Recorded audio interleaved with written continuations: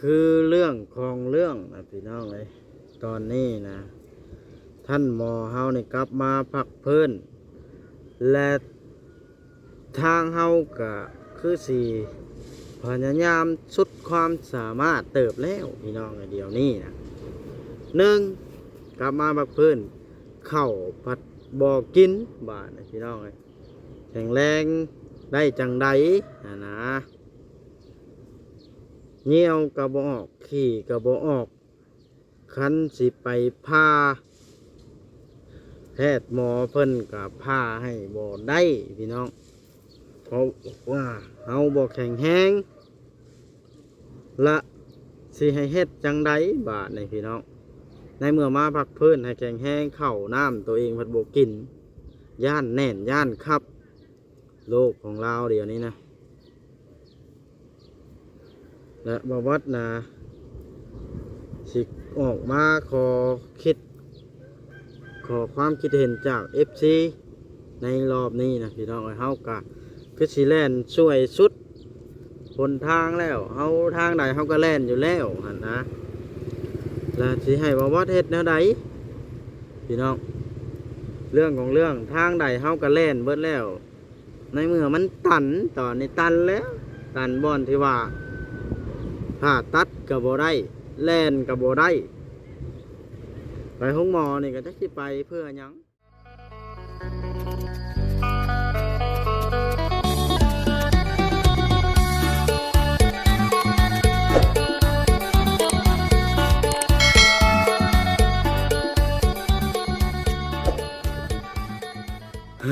นะพี่น้องเอ้ยก่อนอื่นก็ต้องขอสบายดีสบายดีพี่น้องฝั่งลาวเนาะแล้วก็สวัสดีพี่น้องฝั่งไทยมานั่งอยู่คมไม้แคมทางพี่น้องเลยหน้าวัดมาแต่ไปเยี่ยมท่านหมอพี่น้องเลยมาวัดก็สิเล่าให้พังบ้านนี่เนาะทางเฮาเองก็คือสิแลนจนสุดชุดแล้วล่ะว่าง่ายซะแล้วก็เรื่องของเรื่องตอนนี้ พี่น้องเลยทางบอสล่ะได้ไปเมื่อนั้นได้ปรึกษากับแพทย์กับหมอเนาะเรื่องผ่าตัดถามแล้วเรื่องค่าผ่าตัดค่าผ่านะเพิ่นว่า16 ล้านนะและทางบอสก็มีเงินในงบส่วนนั้นนะตอนนี้นะพี่น้องแต่ว่าคุยกันแล้วล่ะท่านหมอเราบ่ผ่าตัดบาดนี้เพิ่นมากวดคืนอีกครั้งนะพี่น้องท่านหมอนะบอกแข็งแห้งผู้ที่เขาออกไปนะคนไข้นะแล้วเอาคืนมาพักพื้นดูแลบาดนี้พี่น้องเอาคืนมาพักพื้นดูแลอยู่เฮือนอยู่ชานว่าง่ายซะแล้วเกิดเหตุการณ์แบบนี้บาดนี้พี่น้องเลยมาพักพื้นเพื่อให้แข็งแห้งจังกลับไปผ้าบาดนะและเอามาพักพื้นบัดท่านหมอเฮาในคนเจ็บเฮาในผัดบกินเขาบาดในพี่น้องเลยผัดว่าย่านแหนนย่านทายบ่ออกสาเหตุนะ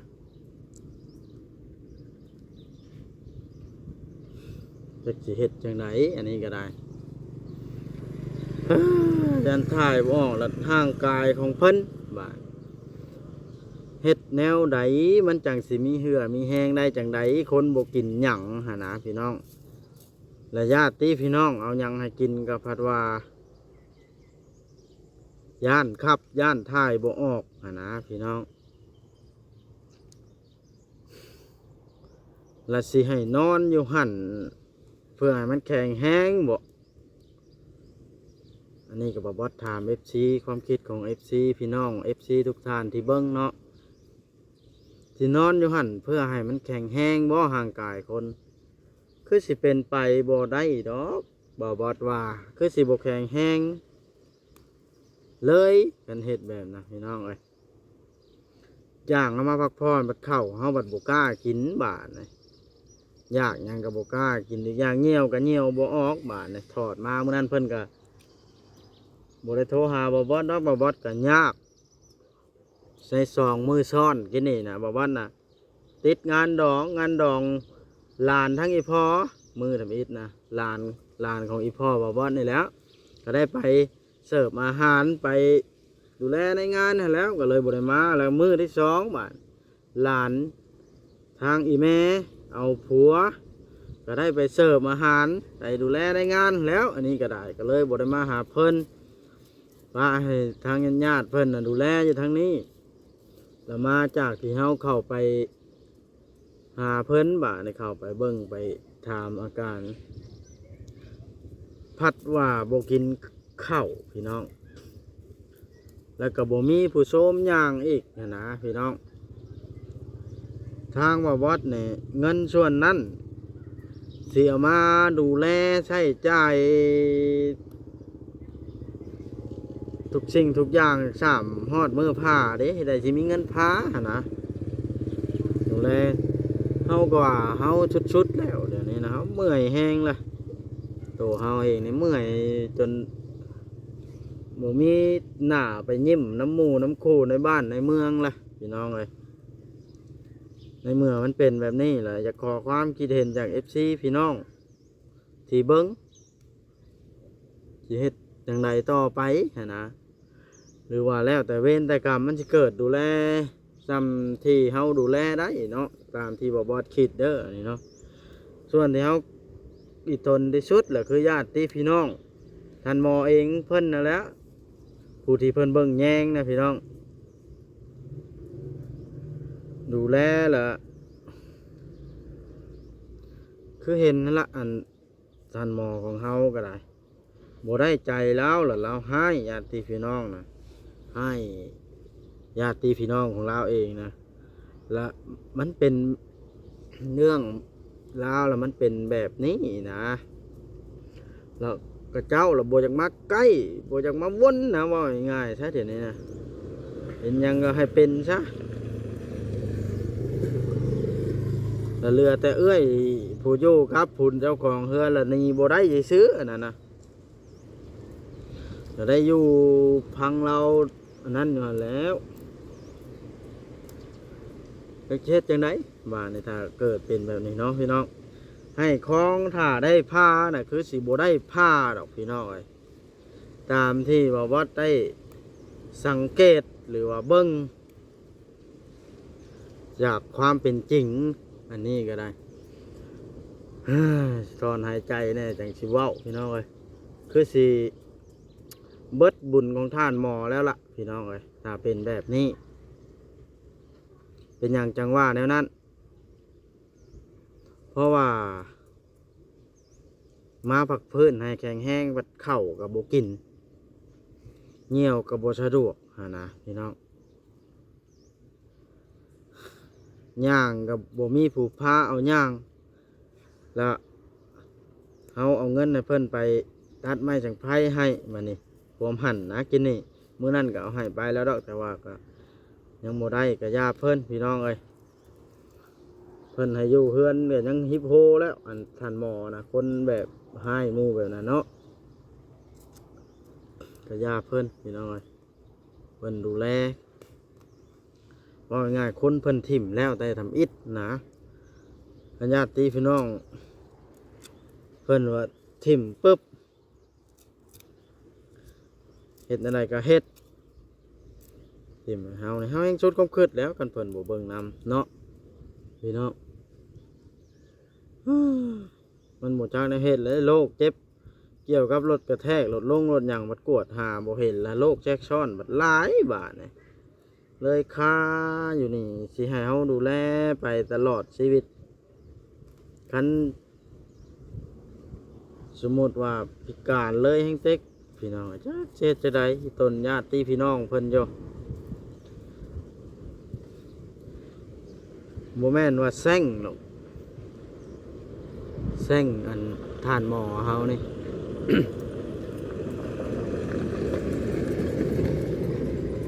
บ่แม่นว่าแซงเพิ่นได้เราอยู่อาจสิบ่ได้ดนดอกพี่น้องเอ้ยเพราะว่าเราบ่กินข้าว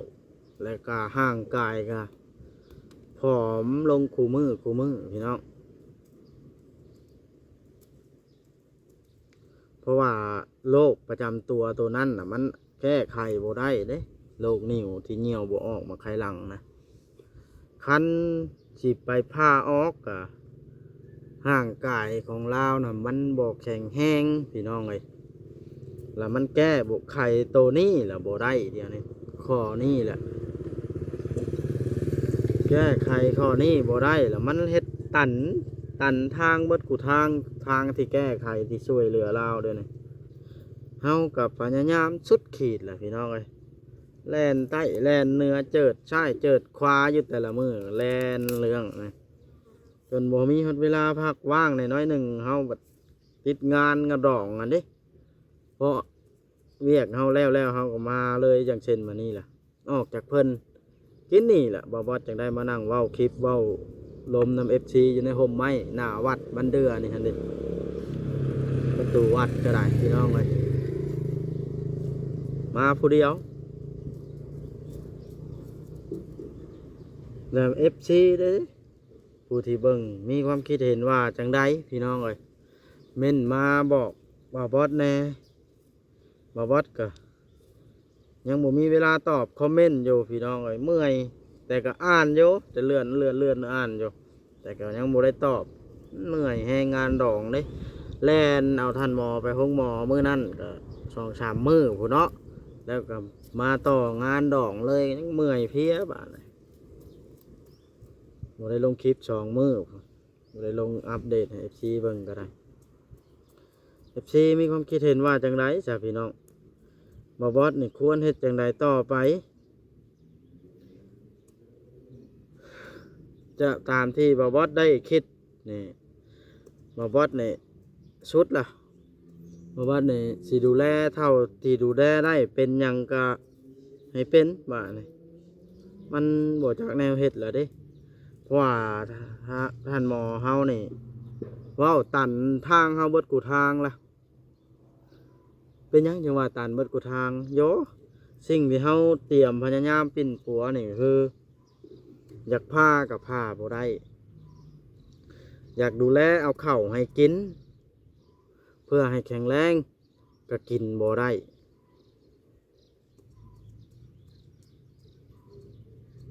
แล้วสิเฮ็ดแนวใดซั่นน่ะพี่น้องว่ามันเป็นแบบนั้นมีแต่ว่ารอความจ่อยตายเท่านั้นเด้บ้านนี่พี่น้องเอ้ยเพราะว่าคันสิปล่อยให้ทั้งญาติพี่น้องเพิ่นดูแลเฮาป้าเพิบป้าปกเลยนี่บัด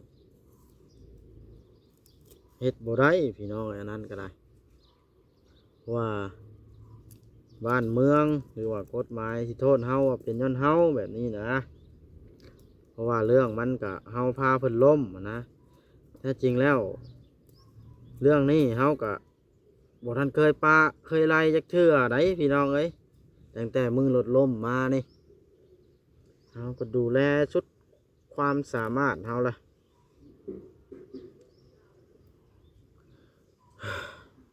ซื้อขี้ดินให้เนาะพี่น้องเฮาซื้อขี้ดินให้เฮาเป็นสะพานบุญให้ทางผู้ใหญ่เพิ่นเฮาซื้อให้แล้วก็เป็นแนวนี้โอ้ถ้าเป็นความเชื่อของชาวพุทธของคนอันที่เชื่อเรื่องบาปเรื่องบุญนี่ทางท่านหมอเฮานี่เป็นคนที่บุญบ่ฮับก็ว่าแม่นพี่น้องเอ้ยพอได้ฮับแล้วมีอันเป็นไปมีอันเป็นไปแล้วบุญเราบ่ฮับขนาดเพิ่นว่าสิดีเช้าล่ะสิเฮ็ดฮอดเฮือนให้ก็ยังบ่ดีหั่นนะพี่น้องเอ้ยให้มาพักพื้นก็ยังบ่กินข้าวหั่นนะผู้ที่เพิ่นซื้อดินให้ท่านหมอในเพิ่นก็เบิ่งแยงจนชุดแล้วเพิ่นก็เฮาก็ได้โทรปรึกษากับเพิ่นล่ะมีแต่ว่า ถ้าเป็นแนวนี้เพิ่นก็เว้าอะมีแต่ว่าปล่อยให้ไปตามเวรตามกรรมเพราะว่าหยังเพราะว่าเฮาแล่นสุดคู่ทางแล้วสิพาก็พาให้สิเอามาดูแลเบิ่งแยงเฮาก็ดำเนินการตามที่เฮ็ดได้แล้วหั้นนะแต่ว่าเราบ่กินเองเฮาสิแก้แบบใดซะนั่นนะมันละแก้บ่ออกในบ่อนนี้มีแต่ว่าจากนี่ล่ะสิปล่อยไปตามเวรตามกรรมซะพี่น้องเอ้ยเว้าแจ้งๆซะกันตายก็มีแต่เฮ็ดเมียนศพเมียนคาบเมียนเครือซอยกันกับญาติพี่น้องเพิ่นและเท่านั้นแล้วบาดนี่อย่างเพิ่นก็ญาติพี่น้องเพิ่นก็บ่ได้อันนั้นบ่ได้เอาโทษโกรธเครื่องที่เฮาเฮ็ดไปเฮาก็หวังดีเฮาอยากซอยหั่นนะเฮาก็บ่ได้มีเจตนาที่ทำให้เพิ่นเป็นแบบนั้นเพิ่นก็บ่ได้เอาโทษเอาโพยเพิ่นว่าเพิ่นก็ดีกับเฮาพี่น้องเอ้ยแต่ท่านหมอนี่ละมันบ่จักแนวเฮ็ดเด้อีตนแต่ญาติเราแล้วดูแลเบิ่งแยงกันสมมุติว่าดีเช้ามาบัดพิการหั่นนะพี่น้องไปกินนี่แล้วก็แอวอยากให้โจมลูกเฮียนย่างแล้วเฮียนย่างก็คือเห็นนั่นแล้วพี่น้องคือพี่น้องเห็นแล้วเฮียนย่างก็ได้คนบ่กินข้าวกินน้ำมันสิมีแห้งยืนในไสปกติเราก็ทบได้เบิดแล้วแข้งขาแขนนะแต่ว่ากินข้าวบ่ได้เท่านั้นย้อนอาการโรคกระเพาะของเรากินแล้วมันบ่ทายมันแหนนเราบ่อยากกินสาเหตุนะเหี่ยวก็บ่ออกขี้ก็บ่ออกบาดแน่นอึงอยู่ฮะโรคเป็นวัดหลายกระดอเนาะพี่น้องเอาก็สุดความสามารถทั้งมวลนะสิให้ไปซอยก็ได้มีแต่ทำใจแล้วบาดนี่ที่เกิดยังขึ้นก็ให้เกิดและจากนี่ไปบาดนี่พี่น้องมันบ่จักแนวเฮ็ดเด้อเด้มาทางบ่วัดก็ได้มีแต่บ่วัดเว้าคลิปแล้วนี่โอ้ล้มกับพี่น้องแล้วนี่ทางบ่วัดสิกลับคืนไปหาเพิ่นอีกกลับคืนไปเฮ็ดห้างให้เพิ่นแล้วก็สิเอาเงินเอาไว้ให้เพิ่นนี่จัก100,000 200,000นี่แล้วไว้ให้โตท่านหมอเองนะไว้ให้เราจ้างคนเราเอานะเวลาคนมาเราสิจ้างเขาเนาะให้ไปใส่ไม้เฮ็ดที่เขาเฮ็ดห้างไว้ให้เฮียนหยังเทื่อละ20,000เราคันบ่จ้างแล้วเขาบ่เฮ็ดเราเอานะก็สิเอาตามที่เราเว้าแล้วมันบ่จังแนวเด้อย่างงบเฮากับบ่ได้มีหลวงหลายเพราะสิไปใช้พุ่มเพื่อยแบบนั้นเฮามีจำกัดเท่าแต่เอาไว้ผ้าแบบนี้นะพี่น้องถ้าเฮาไปใช้จ่ายพุ่มเพื่อยดูแลคู่อันคู่อย่างแบบนั้นบัดเฮามือผ้ามาเฮาเสียเงินได้ใช้ให้นะพี่น้องเอากับค่าข้อนี้เอากับเฮ็ดเท่าที่เฮาเฮ็ดได้ซอยเท่าที่เฮาซอยได้บาทนี่พี่น้องเอ้ยเป็นหยังก็ให้เป็นบาทนะเฮาสิครับโตรถใหญ่นะรถแก่อ้อยนั่งแคมทางข้างวัดพี่น้องเอ้ยอยู่บ้านเดือติดกันกับบ้านพ้นสว่างบ้านทันหมอไอ้ละเพราะว่าบ้านพ้นสว่างสัญญาณมันโบแห้งเขาเลยแล่นมาอยู่นี่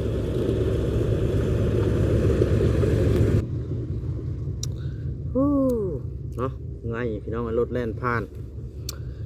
ก็ซ้ำนี้แล้วพี่น้องเลยบอกว่าก็อยากออกมาเว้าให้พี่น้อง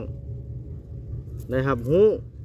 ย่านมีผู้ว่าบ่วัดเนาะว่าป้าทิมเป็นย้อนตัวเองกันแท้ก็ยังว่าป้าทิมบ่อยากเบิ่งอย่างแยงบ่วัดก็สุดละเด้อพี่น้องเอ้ยบ่วัดบ่ได้เคยป้าเคยทิมจักเทื่อแต่ข้าเกิดเรื่องเกิดราวเนาะอันนี้ก็ขอความคิดเห็นจาก FC จักเล็กจักน้อยพี่น้องเอ้ยว่าสิให้ทางบ่วัดนี่เฮ็ดจังใดต่อบัดนี้หั่นนะเฮาก็บ่วัดเลยจ้างนี่ไปบ่วัดคิดว่าสิเฮ็ดแนวนี้พี่น้องถ้าเพิ่นบ่หันเลยเฮาก็สิบ่ได้ใบพา แล้วเงินส่วนที่เอาไว้ผ้าเพิ่นนี่ทั้งเฮาก็สิเก็บไว้ใช้จ่ายซื้อเว้าขออนุญาตนำบ่แม่นสาบแช่งแล้วดอกพี่น้องเอ้ยไว้ซื้อหีบให้แล้วซะอันนี้ก็บ่แม่นสาบแช่งแล้วได้พี่น้องเอ้ยเว้าตามที่ความเป็นจริงในอนาคตที่มันจะเกิดนะเพราะว่ามันปัวบ่จักทางปัวแล้วเด้มันสิคำบ่พาโลกนี้ออกแนวใดมันเล่าก็บ่รอดอยู่แล้วเพราะว่ารับกินก็บ่ได้เหี่ยวก็บ่ได้ฮะสิพาโลกนี้ก็บ่ได้หานะพี่น้องเอ้ยแล้วบ่วัดคือไปหลายแล้วบาดนี้มันเป็นแบบนี้แหละเนาะมันก็เริ่มสิเบิดบุญของท่านหมอแล้วบาดนี้พี่น้องเอ้ยมีแต่เฮาสิปรึกษากันกับทั้งอันญาติพี่น้องเพิ่นแล้วบาดนี้ว่าคันเที่ยวเอาไปห้องหมอก็เอาไปเพื่อหยังเอาไปผ่าก็บ่ได้มีแต่ดูแลให้กินข้าวก็กินบ่ได้มันชุดทางแล้วได้นี่พี่น้องคันสิเอาไปพังไทยญาติพังไทยงบเฮาวัดสิลายปานนั้นบ่นั่นแหละก็อีกอย่างเอาไปมันก็ผ้าบ่ได้คือเก่าแล้วลาวบ่แข็งแรงมีค่าเท่าเก่านะพี่น้องเอ้ยสิเฮ็ดจังใดก็ได้ว้าวง่ายๆซะคือสิเบิดบุญนั่นล่ะเบิดบุญซ้ำนี้ล่ะพี่น้องเอ้ยมีแต่ภาวนาช่วยกันให้เราน่ะครับถ่ายได้กินได้แล้วอาจสิมีโอกาสแข็งแรงขึ้นมาอยู่พี่น้องเอ้ยเนาะและทางบ่วัดเองก็สิได้จบคลิปลงพี่น้องเอ้ยสิกลับเข้าไปเฮ็ดอันห้านให้แล้วย่างก่อนล่ะสิกลับเข้าไปเบิ่งชาวแตงอ่อนเพิ่นสิเฮ็ดบุญเฮ็ดชิ้นหาพ่อเฒ่าสุนทรอันนั้นก็ได้ถ้ามี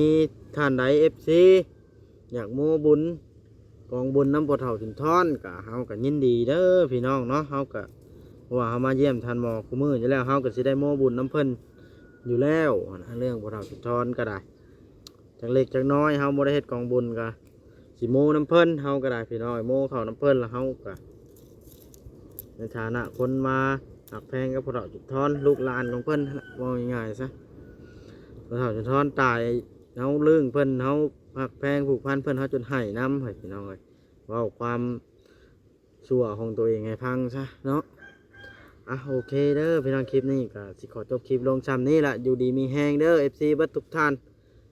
ที่เข้ามาเบิ่งมารับชมคลิปของบ่าววัดเนาะถ้า FC ท่านใดมีความคิดเห็นจังใด